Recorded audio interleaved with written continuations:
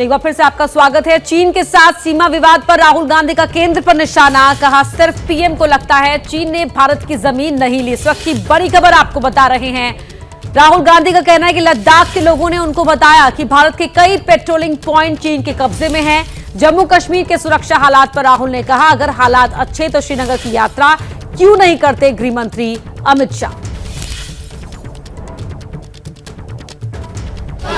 तो राहुल गांधी ने एक बार फिर से चीन और भारत के मसले पर प्रधानमंत्री पर, केंद्र सरकार पर निशाना साधा है। कहा है कि सिर्फ पीएम को ही नहीं लगता कि चीन ने भारत की जमीन पर कब्जा नहीं किया।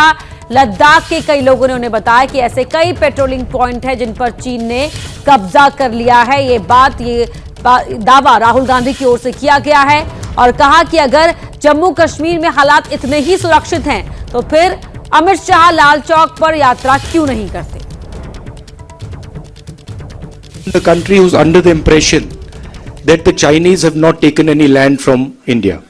Delegation from Ladakh clearly said that many of these patrolling points that used to be in Indian territory are now firmly in Chinese hands.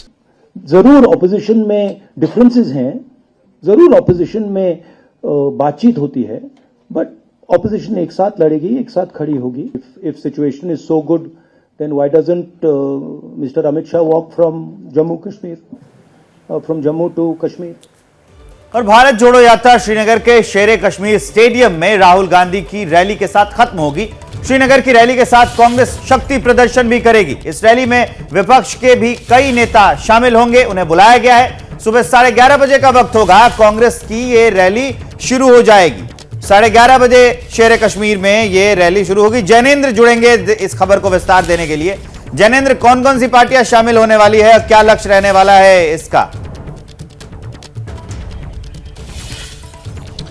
विवेक, लक्ष्य सीधा है, मोदी सरकार पर हमला बोलेगी कांग्रेस और अन्य जो विपक्षी पार्टियां हैं। जिन नेताओं को शामिल होना है उनमें बड़े नाम नहीं हैं विवेक। डी राजा सीपीआई से, इसके अलावा तिरुचि सिवा डीएमके से और जेएमएम के नेता शामिल होंगे और इसके अलावा स्थानीय जो पार्टियां हैं पीडीपी और नेशनल कॉन्फ्रेंस, उसके नेता शामिल होंगे।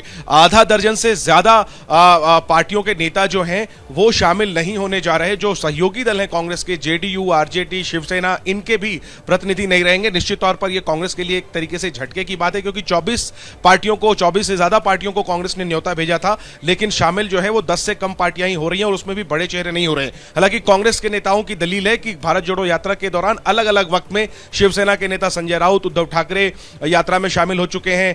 तो इसके अलावा सुप्रिया सुले जो एनसीपी नेता हैं वो शामिल हो चुकी हैं। तो कांग्रेस का यह कहना है कि यात्रा के अलग अलग हिस्से में अलग अलग सहयोगी दल के नेता चल चुके हैं, तो वो अगर नहीं भी पहुंच रहे तो कोई इसका कोई कड़ा संदेश नहीं है। लेकिन निश्चित तौर पर कांग्रेस की कोशिश थी कि श्रीनगर में यात्रा के समापन के मौके पर एक बड़ा विपक्षी एकजुटता का प्रदर्शन हो, शक्ति प्रदर्शन की कोशिश हो, उसमें कहीं ना कहीं नाकामी हाथ लगी है। अब देखना होगा कि राहुल गांधी अपनी 150 दिन की यात्रा जो संपन्न हुई है, लगभग 4000 किलोमीटर की पदयात्रा, उसके समापन के मौके पर उन्होंने लगातार इस यात्रा के दौरान मोदी सरकार पर हमले बोले हैं। आज वो नया क्या बोलते हैं इस पर नजर रहेगी। जी विवेक, बहुत शुक्रिया जैनेंद्र आपका इस पूरी जानकारी के लिए। आगे भी जब आज रैली होगी तो अपडेट आपसे लेंगे। क्या मजबूरी है मेरी, बताइए। मैं अभी आपको बताती हूँ कि मैंने ओए होए होए होए, नमकीन के चटकारे लेते हुए टकटकी मार के डिबेट शो को पॉज रिपीट कर करके देख रहे हैं जोगिंदर जी। इनकी तरह आप भी देखें अपनी फेवरेट डिबेट्स को रिपीट कर और डाउनलोड कीजिए एबीपी लाइव ऐप अपने स्मार्ट टीवी पर।